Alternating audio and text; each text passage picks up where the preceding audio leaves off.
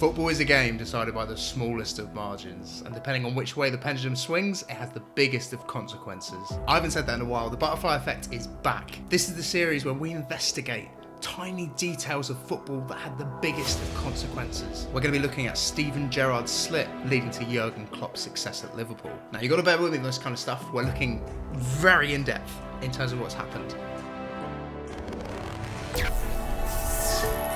Gerrard's slip in April 2014 versus Chelsea. Now, that game cost Liverpool the league. Some people will tell you it was the Crystal Palace the following week. That was more a compounding of misery. It was actually the slip itself that led to the 1-0 for Chelsea. If Liverpool had drawn that game, they'd have headed in to their final few games of the season on top. They were chasing goal difference against Palace, which is why at 3-0 they didn't just settle for the 3-0 victory. It was that Chelsea game that had cost them those points.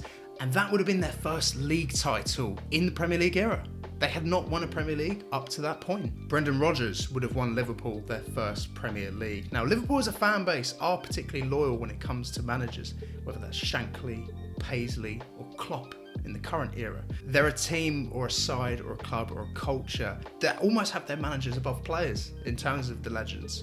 So I think there's no chance Brendan Rodgers is sacked 18 months later as he was in the real world. Had they won that league, I think he would have been given more time. But following Brendan Rodgers was appointed Jurgen Klopp. Now, had Liverpool kept Brendan Rodgers out of pure loyalty, what could have happened to Klopp? Where could he have gone? Well, that season Jose Mourinho was sacked from my beloved Chelsea. What do I think could have happened there? I think there's a good chance that they go and get Klopp. I wouldn't have ruled that out in the slightest. However, I think maybe a year or two into that, a bit like Liverpool, it took a bit of time for them to start winning the big ones. He probably would have been sacked. I can't lie. Roman Abramovich probably would have sacked Klopp. There's also the possibility that perhaps Arsenal would have acted a bit more hastily. Perhaps Wenger would have been ushered out the door a bit sooner than intended, and Arsenal's rebuild that's occurred under Arteta could have occurred a few years previous under Klopp. I wouldn't have ruled that out. That kind of sounds about right. You could have imagined Klopp at Arsenal, but could you have imagined Klopp at Manchester United? Because Louis van Gaal at the end of the 15-16 season,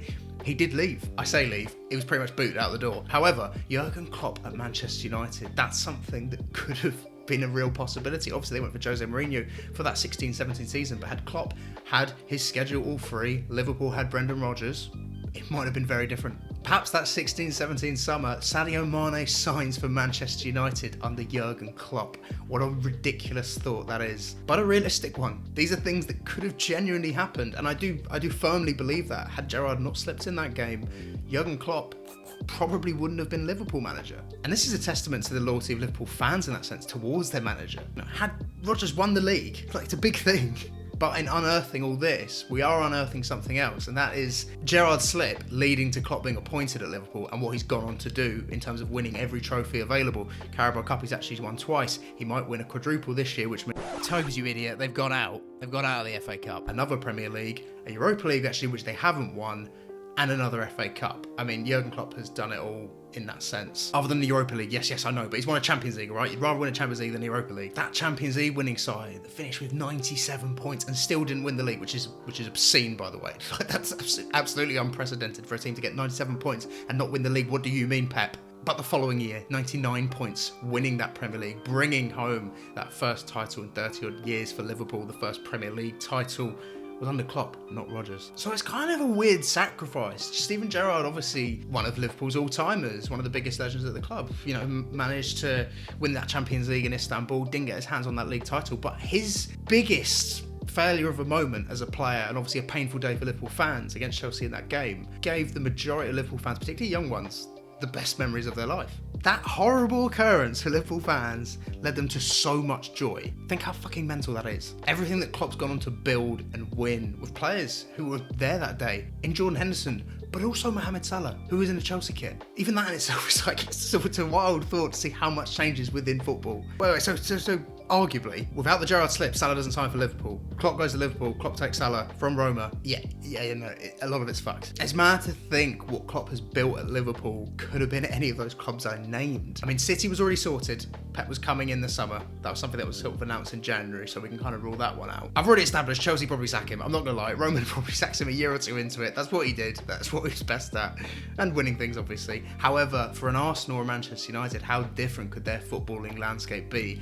And Liverpool, for that matter. Had they won that league, And maybe would Suarez have maybe stayed? Maybe he would have pushed for it anyway, I don't know. Maybe he fancied a little bite of Chiellini, whatever happened. Maybe he wanted to be on his bike, he'd have won the league, whatever. Would it have all, I mean, it probably would have all come crumbling down under Brendan Rodgers. It's not like he's pulled up many trees afterwards. I know he's come top 4 close with Leicester in an FA Cup. However, you know, he's not done what Klopp's done. So where would they be now? Would Klopp be stepping down as Arsenal United manager? Maybe would Manchester United's infrastructure have been so chaotic that it couldn't have been the case? I feel like what Arteta's doing at Arsenal, look, it's not comparable. I know Klopp did everything a lot earlier, won a lot earlier. However, what Arteta's trying to build in this long-term stability, in this long-term model, is what Klopp would have done, but perhaps a lot earlier. It might have even been good for Wenger's legacy had he come in then. But yeah, for Liverpool, this is just monumental how something so catastrophic could lead to something so joyous for them as fans. I hope you enjoyed the first episode of The Butterfly Effect on YouTube.